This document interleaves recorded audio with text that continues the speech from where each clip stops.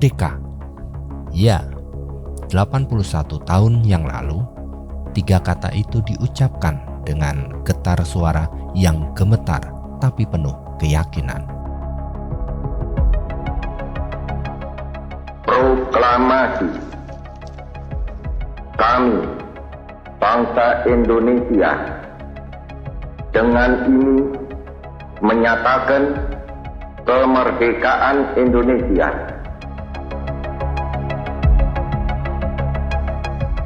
"81 tahun kemudian, kita masih mengibarkan merah putih di depan rumah, masih menyanyikan Indonesia Raya dengan tangan di dada. Tapi coba jujur pada diri sendiri sejenak, apakah kita benar-benar sudah merdeka? Atau kita cuma pandai merayakan kemerdekaan tanpa benar-benar menghidupinya?"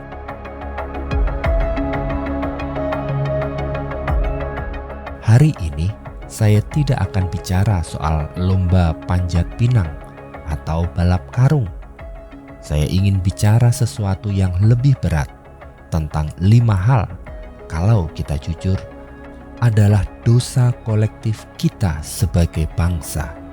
Dosa yang diam-diam menahan Indonesia untuk benar-benar maju. Kata dosa di sini bukan soal agama tertentu. Semua keyakinan apapun itu mengajarkan hal yang sama. Ada perbuatan yang merusak diri sendiri, merusak sesama, merusak masa depan bersama. Itulah yang saya maksud dosa bangsa. Bukan dosa personal, tapi dosa struktural. Pola yang kita biarkan terus terjadi, generasi demi generasi sampai kita anggap itu wajar. Mari kita bersama-sama bedah satu persatu, bukan dengan emosi semata. Dosa pertama, korupsi.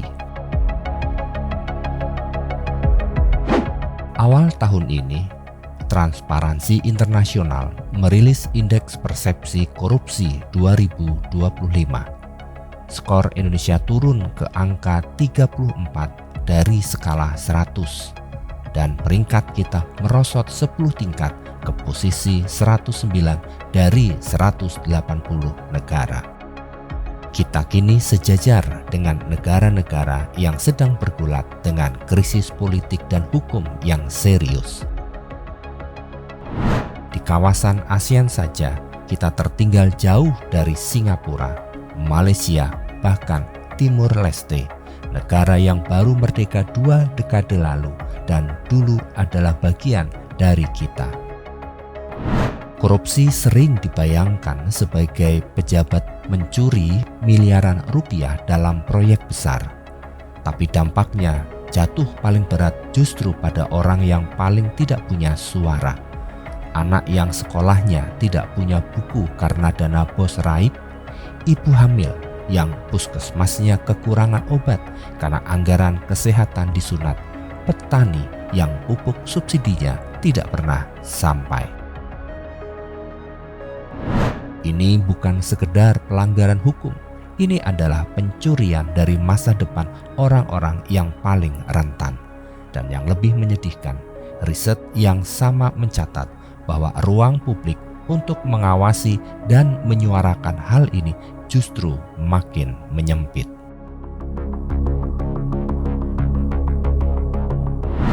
Dosa kedua, ketimpangan.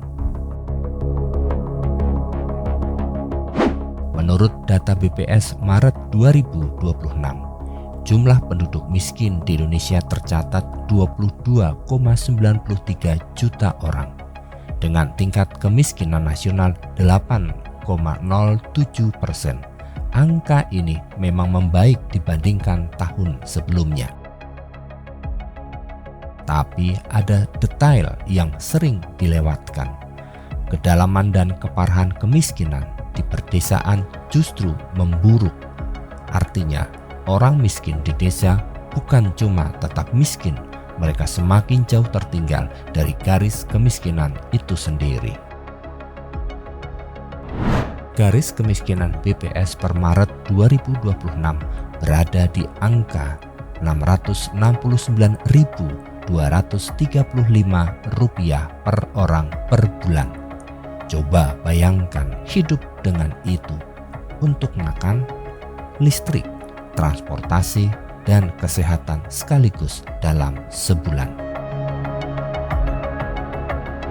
Kita hidup di negara yang kaya sumber daya alam, punya generasi muda terbesar di sejarahnya, tapi kekayaan itu tidak mengalir merata. 81 tahun merdeka dan sebagian dari kita masih berjuang untuk hal paling mendasar, makan 3 kali sehari.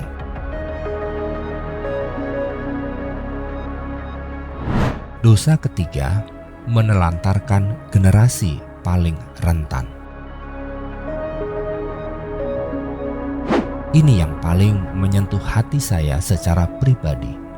Survei Status Gizi Indonesia 2024 mencatat prevalensi stunting nasional di angka 19,8%.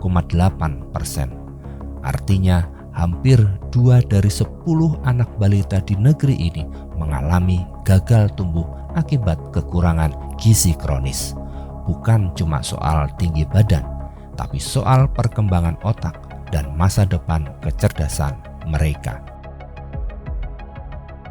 Dan ketimpangannya tajam sekali. Di beberapa provinsi seperti Bali, angkanya sudah di bawah 10%, tapi di Nusa Tenggara Timur, angkanya masih di kisaran 37%. Artinya, nasib seorang anak, apakah otaknya berkembang optimal atau tidak, sebagian ditentukan oleh di provinsi mana dia dilahirkan.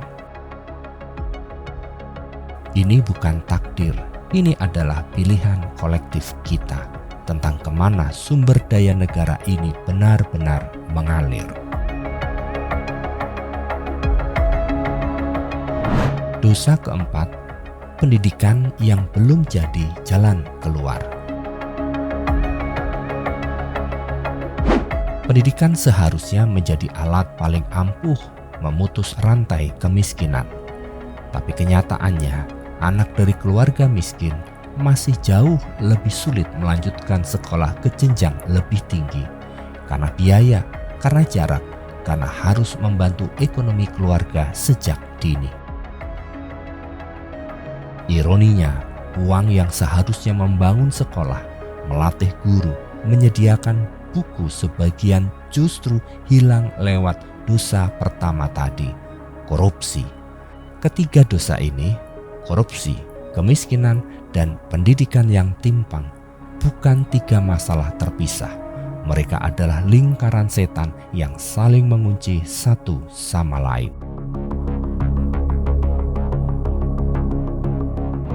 Dan dosa kelima, membiarkan perpecahan mengalahkan gotong royong. Dan yang terakhir, dosa yang paling halus tapi paling berbahaya, kita membiarkan perbedaan, suku, agama, pilihan politik dijadikan alat pemecah belah, bukan kekayaan yang dirayakan. Padahal semangat gotong royong adalah fondasi bangsa ini sejak awal dibentuk. Setiap kali kita lebih sibuk mencurigai sesama warga karena perbedaan keyakinan atau pilihan, dibanding bergandengan tangan mengatasi kemiskinan dan ketimpangan yang sama-sama kita hadapi. Disitulah dosa kelima ini bekerja diam-diam melemahkan kita dari dalam.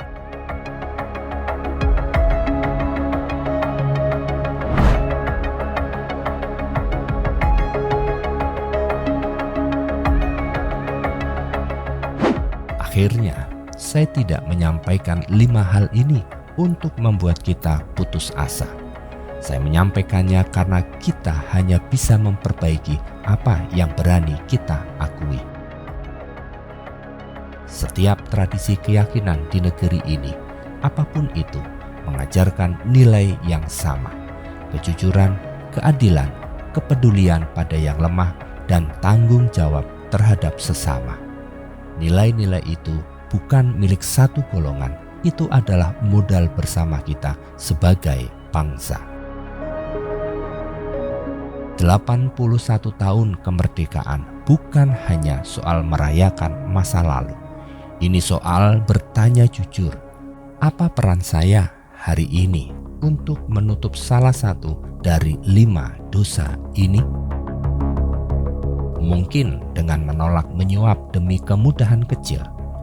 Mungkin dengan peduli pada gizi anak di lingkungan sekitar. Mungkin dengan mendukung pendidikan yang adil. Mungkin sesederhana dengan berhenti menyebar kebencian pada sesama yang berbeda. Kemerdekaan sejati bukan hanya soal bebas dari penjajah asing. Kemerdekaan sejati adalah ketika setiap anak bangsa dari Sabang sampai Merauke, apapun agama dan latar belakangnya, punya kesempatan yang sama untuk hidup layak, sehat, cerdas, dan diperlakukan adil. 81 tahun sudah kita merdeka dari penjajah. Sekarang saatnya kita merdeka dari 5 dosa ini. Terima kasih telah mendengarkan podcast Ikatan Kristen Nusantara. Selamat Hari Kemerdekaan Indonesia yang ke-81. Merdeka, merdeka, merdeka.